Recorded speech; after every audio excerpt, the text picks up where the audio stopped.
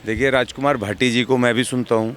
वो लगातार उन मुद्दों पे बोलते हैं जो इस देश के सबसे कमज़ोर, सताए, दुखी, पीड़ित एससी, एसटी, ओबीसी, उनके मुद्दों पर वो ज़्यादा फोकस करते हैं और उनको उठाते हैं। महिलाओं के मुद्दे उठाते हैं और वो इस बात को कहते हैं कि जो संविधान के ऊपर अटैक कर रहे हैं ये जितने भी लोग हैं, तो मनुवाद के विरुद्ध वो बोलते हैं और उनकी खामियों को बताते हैं। वो हमेशा से मनुवाद में क्या क्या गलत हैं, एससी एसटीज़ को, अछूतों को, ओबीसी को, महिलाओं के विषय में वो तमाम बताते हैं। मैं भी उनको सुनता हूँ और ये भी मैंने सुना है, उनका 12 मिनट का वो भाषण है पूरा का पूरा, जिसको काट के एक क्लिप जिसमें कि ब्राह्मण और कुछ वो एक कहावत है कि कुछ वो सेक्स वर्कर्स का पुरानी कोई कहावत होगी, उसमें कहा कि भाई ब्राह्मण जो है वो उनसे भी विश्वास लायक नहीं है, उनसे भी बेकार है, वो तो विश्वास उन पर कर भी सकते हैं, वो तो अच्छे हो भी सकते हैं। तो उन्होंने वो पुरानी वो कहावत कही है, उन्होंने वो भी कहावत कही है जो गुजरों के लिए, हीरों के लिए की गई है, वो भी कहावत कही है। उन्होंने कहा कि इस तरह की कहावत नहीं होनी चाहिए, क्योंकि वो लगातार मनुवाद के खिलाफ अपना प्रचार चलाते हैं और वो एक एक चौपाई, एक एक पूरा रेफरेंस के साथ कि मनुस्मृति के कौन से पार्ट में, कौन सी उसमें क्या चीज़ लिखी हुई है वो करते हैं। तो इसीलिए उनको टारगेट किया जा रहा है। ये जो मनुवादी समर्थक हैं, मनुवाद समर्थक लोग हैं, ये उनको टारगेट कर रहे हैं। लेकिन हम जैसे तमाम और बहुत लोग जो कि सोशल जस्टिस में, सामाजिक न्याय में विश्वास रखते हैं, जो भारत के संविधान में विश्वास रखते हैं, वो तमाम लोग राजकुमार भाटी जी के साथ। तो आप सपोर्ट कर रहे हैं? नहीं, बिल्कुल कर रहे हैं, सपोर्ट कर रहे हैं, क्योंकि उन्होंने कोई ऐसी गलत बात बोली नहीं है। ब्राह्मणों का अपमान क्या है? हाँ, तो ब्राह्मणों का तो उनके भी कह रहे हैं, उनके एक जो वो हैं जो देख नहीं सकते हैं, वो कौन से जगत गुरु, उन्होंने तो कहा था कि ब्राह्मण तो ये नीच ब्राह्मण उन्होंने कहा। तब ये ब्राह्मण, भाई तुम्हारी तब आस्थाएं कहाँ जाती हैं जब तुम्हारे अपने लोग तुम्हें टारगेट करते हैं, अपमानित करते हैं। एक क्योंकि ओबीसी समाज से वो आदमी है, पिछड़े समाज से आते हैं, तो उनको टारगेट कर रहे हैं और वो लगातार कैंपेन चला रहे हैं, वो जन जागरण अभियान चला रहे हैं। खास तौर पे इसलिए भी चला रहे हैं क्योंकि हमारे बहुत सारे लोग एससी एसटी ओबीसी के, वो संविधान जो लोग ख़त्म करना चाहते हैं उनके साथ हैं, उनकी ताकत बने हुए हैं। तो वो कह रहे हैं कि भैया ये इनके साथ जाने से पहले, संविधान के विरुद्ध जाने से पहले समझ लो कि इस मनुवाद में तुम्हारी हालत क्या थी, तुम्हारे पूर्वजों की, तुम्हारे लोगों के क्या हालात थे। इसलिए राजकुमार भाटी जी को ये टारगेट कर रहे हैं, जानबूझ करके टारगेट कर रहे हैं। राजकुमार भाटी, मैंने भी सुना उनकी सारा भाषण, राजकुमार भाटी जी ने कोई भी किसी भी तरह की कोई अनर्गल, कोई गलत, किसी की भावनाएं ठेस पहुंचे, किसी जाति के विरुद्ध जानबूझ करके और उन्होंने बिल्कुल नहीं किया। और फिर देखिए, इतने शालीन, इतने बढ़िया, उन्होंने तब भी कहा कि भाई मुझे अगर मेरी उससे किसी की भावनाएं आहत हुई तो बिना शर्त माफ़ी मांगता हूँ, तब भी, जबकि गलती उनकी नहीं है। नहीं तो लोग डटे रहते हैं, अकड़े रहते हैं, लेकिन उन्होंने तब भी कहा कि भाई मैं माफ़ी चाहता हूँ अगर किसी को लगा, लेकिन मेरा जो वो था पूरा भाषण, वो उस पर आधारित था कि वो तथ्य दे करके वो बात को आगे बढ़ा रहे थे और वो बता रहे थे और ये भी कह रहे थे कि ये इस तरह से किसी भी जाति को टारगेट, अपमानित नहीं करना चाहिए। तो क्या इसलिए टारगेट जैसे आपने किया कि वो मनुवाद पे हमला करते हैं, मनुवाद को नंगा करते हैं, जो गली सड़ी व्यवस्था है उस पर हमला बोलते हैं? देखिए, भारत के संविधान के अनुच्छेद 13 में स्पष्ट लिखा है कि 26 जनवरी 1950 से पहले जितनी भी धर्म ग्रंथ या जितनी भी वो कानून कायदे जो भी थे, वो भारत के संविधान के अगर विरुद्ध हैं, इससे टकराव हैं, तो उनके अंदर अंतर्विरोध है, तो वो 26 जनवरी 1950 के बाद वो शून्य माने जाएंगे। वो भारत के संविधान में जो स्वतंत्रता, समता, न्याय, बंधुता का जो सिद्धांत है, उसके विरुद्ध अगर टकराव होगा किसी का भी, तो वो शून्य माने जाएंगे। तो इसीलिए वो शून्य है और ये उस शून्य को, उस मनुस्मृति को बार बार लाना चाहते हैं। तो इसलिए जो हमारे जो लोग बुद्धिजीवी हैं, राजकुमार भाटी जी जैसे, ये लोग किसी पार्टी पक्ष को छोड़ दो, ये सामाजिक स्तर पे ये उसकी खामियों को वो कहते हैं, आप मेरे साथ वो करो ना, द्वंद्व करो, बहस करो कि भाई संविधान में क्या खराब है और मैं बताता हूँ कि उसमें मनुस्मृति में क्या खराब है। तुम बताओ संविधान में कैसे खराब है और मैं बताता हूँ मनुस्मृति कैसे खराब है। इसलिए उनको टारगेट कर रहे हैं, बस इसके अलावा कोई भी कारण नहीं है राजकुमार भाटी जी को टारगेट करने का। वो एक, मैं तो कहता हूँ राजनीतिक व्यक्ति नहीं है, वो सामाजिक व्यक्ति हैं। वो तो किसी पार्टी में है, वो अलग बात है, लेकिन जब भी वो किसी उस पे फोरम पे होते हैं, सामाजिक फोरम पे, वो कभी किसी पार्टी का नाम नहीं लेते और वो समाज की बात करते हैं और समाज के 85% वर्गों की, एससी एसटी ओबीसी की बात करते हैं, उनकी दुख तकलीफ पीड़ाओं की बात करते हैं, उनके अधिकारों की बात करते हैं। और वो कह रहे हैं भाई संविधान को क्यों खत्म करोगे और उस मनुस्मृति प्रवृत्ति को क्यों लाओगे जो हजारों वर्षों से जिन्होंने SC/ST OBC महिलाओं का शोषण किया है।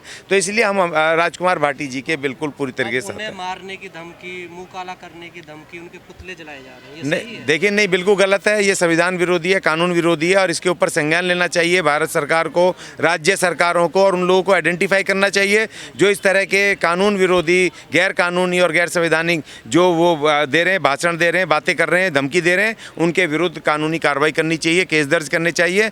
अगर आपको कोई दिक्कत है उनके, तो पुलिस में कंप्लेंट करो उनके खिलाफ, पुलिस छानबीन करेगी कि उन्होंने क्या गलत बोला है, क्या सही बोला है, वो सारे तथ्य करेंगे। तुम कौन होते हो डायरेक्ट धमकी देने वाले? अगर जो धमकी दे रहे हैं लोग, वो बिल्कुल सभी कानून को अपने हाथ में ले रहे हैं और कानून को अपना काम करना चाहिए। उनके भाषणों को आगे लाके उनके खिलाफ FIR दर्ज करके और उनको तुरंत जेलों में भेजा अशोक जी, आप लगातार बेरोजगार लोगों की लड़ाई लड़ते हैं, मजदूरों की लड़ाई लड़ते हैं। देश के मुख्य न्यायाधीश CJI कह रहे हैं कि ये जो बेरोजगार युवा, ये कॉकरोच है। नहीं, देखो, ये बिल्कुल हमने उसको कंडेम किया है। परसों भी हमने पूरा वीडियो बना करके डाला है। हमने कंडेम किया और हमने कहा है कि जो चीफ जस्टिस हैं देश के, जो न्याय की व्यवस्था के मुखिया हैं, उनको ऐसी बात नहीं बोलनी चाहिए। और दूसरी बात, मैंने वकीलों के लिए कहा था। नहीं, वकीलों के लिए भी कहा है। तो आप कैसे कह सकते हो कुछ बेरोजगार, मतलब कि जो बेरोजगार आकर के, आपने कहा RTI जो एक्टिविस्ट बन जाते हैं, जो सोशल मीडिया में बन जाते हैं, जो कुछ और एक्टिविस्ट बन जाते हैं, तो वो आपका क्या नुकसान कर रहे हैं भाई? अगर और आपने ये सबसे बड़ी बात, खतरनाक बात बोली उन्होंने एंड में कि वो ये सब बन के RTI एक्टिविस्ट बन के या वो मीडिया में आकर के वो इंस्टीट्यूशंस को अटैक करते हैं, हमला करते हैं, सिस्टम पे हमला करते हैं। तो इसका मतलब आप तो बिल्कुल ये तो उसके विरुद्ध, लोकतंत्र के विरुद्ध कह रहे हो। जिस लोकतंत्र में अधिकार मिला, RTI का अधिकार मिला हुआ है कि आप जा करके आप उस भ्रष्टाचार को खोलें, उन निकम्मे अधिकारियों के विरुद्ध आप RTI की जानकारी लेकर के और कार्रवाई करें। मैंने खुद इतने सारे RTI लगा करके मैंने दुनिया भर के भ्रष्टाचारों को बेनकाब किया है। तो इसका मतलब क्या है कि हम कॉकरोच हैं? और मैंने कहा ठीक है, हम हैं परजीवी,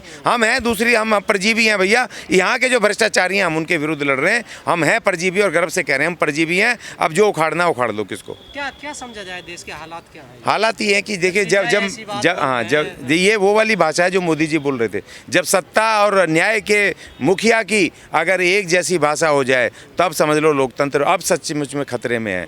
क्योंकि जब सरकार और सिस्टम नहीं सुनता है किसी नागरिक की, तब उसके पास एक ही वो होता है कि ऑप्शन होता है कि वो न्यायपालिका में जाए, न्याय के मंदिर में जा करके अपनी गुहार लगाए और न्याय ले। और जब न्यायिक व्यवस्था और सत्ता और सिस्टम जब ये एक जैसी भाषा बोलने लगे, क्योंकि मोदी जी भी परजीवी बोल रहे थे उनको, आंदोलनकारियों को, और ये भी कह रहे हैं उन आंदोलनकारियों को परजीवी कह रहे हैं, कॉकरोच कह रहे हैं, तो इसका मतलब ये कि सत्ता और न्यायपालिका की कहीं ना कहीं भाषा एक हो गई है, जो देश के लोकतंत्र के लिए, देश के आज़ाद नागरिकों के लिए और देश के संविधान के लिए कतई भी ठीक नहीं है। एक बयान आपने सुना होगा, प्रतापगढ़ के राजा भैया हैं, वो आजकल हिंदुत्व को बढ़ाने की बात कर रहे हैं।